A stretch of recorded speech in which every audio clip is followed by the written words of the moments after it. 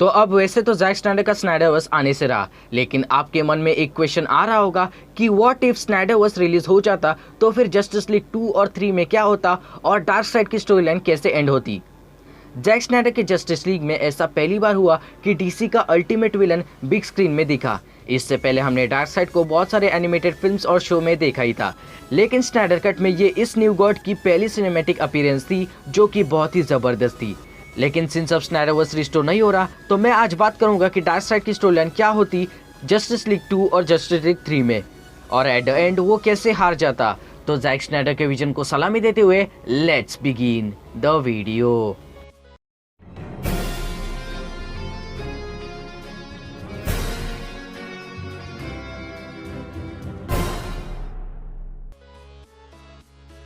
वैसे तो Snyder cut में डार्क साइड के थोड़े बहुत ही सीन्स थे, लेकिन ये सीन्स ही जस्टिस लीग 2 और 3 को सेटअप करते।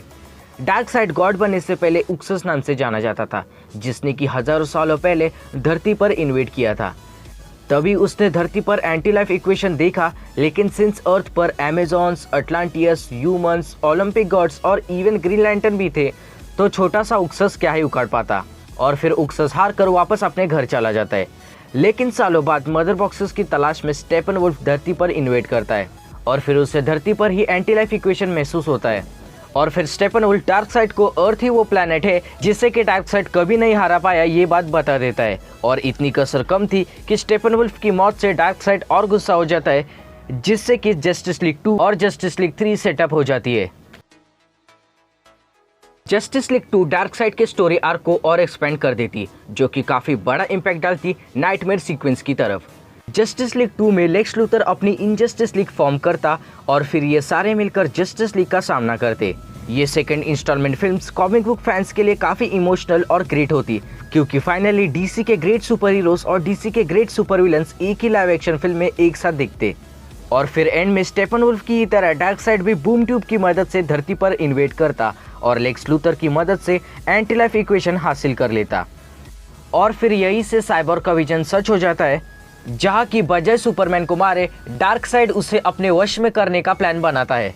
और तभी लेक्स लूथर उसे आइडिया देता है कि सुपरमैन की सबसे प्यारी चीज लोइस लेन को वो मार डाले, जिससे कि सुपरमैन की स्पिरिट खत्म हो जाती है और वो डार्क साइड के वश में आ जाता है।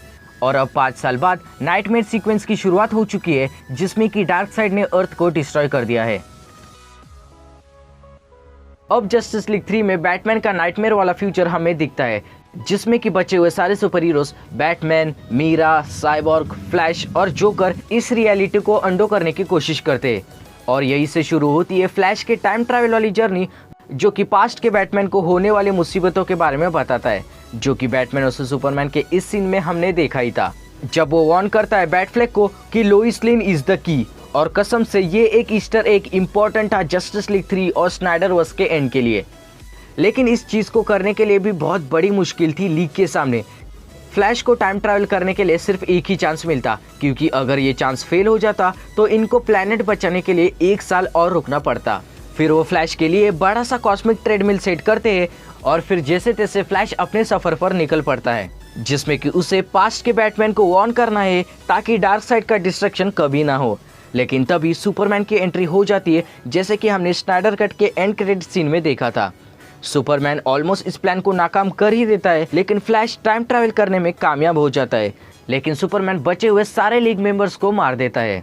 लेकिन अब आता है इस पूरे यूनिवर्सल टाइमलाइन का मेन सीन, जहां बैरी टाइम ट्रैवल करके पिछले हुए सारे इवेंट्स को इरेज कर देता है। अब सुपरमैन इनजस्टिस लीग के बारे में जान लेता है और फिर वो लोइस, वंडर वुमन और एक्वामैन को मरने से बचा लेता है। अब ये टाइमलाइन वापस जस्टिस लीग 2 की हो जाती है, यानी कि अब डार्क साइड बूम ट्यूब से लोइस को मारने और सुपरमैन को अपने वश में करने के लिए आ जाता है। स्नाइडर के स्टोरी बोर्ड से ये रिवील हुआ कि ये फिल्म काफी एपिक होने वाली थी, क्योंकि अगेन थेमिस्केरा, अटलांटियस, अर्थ के मिलिट्री फोर्सेस और इवन ग्रीन लैंटर्न कॉर्प्स एक साथ आ जाते हैं डार्क साइड के अगेंस्ट लड़ने के लिए। यानी कि एक और जबरदस्त super hero assemble fight, the great justice league versus the dark side.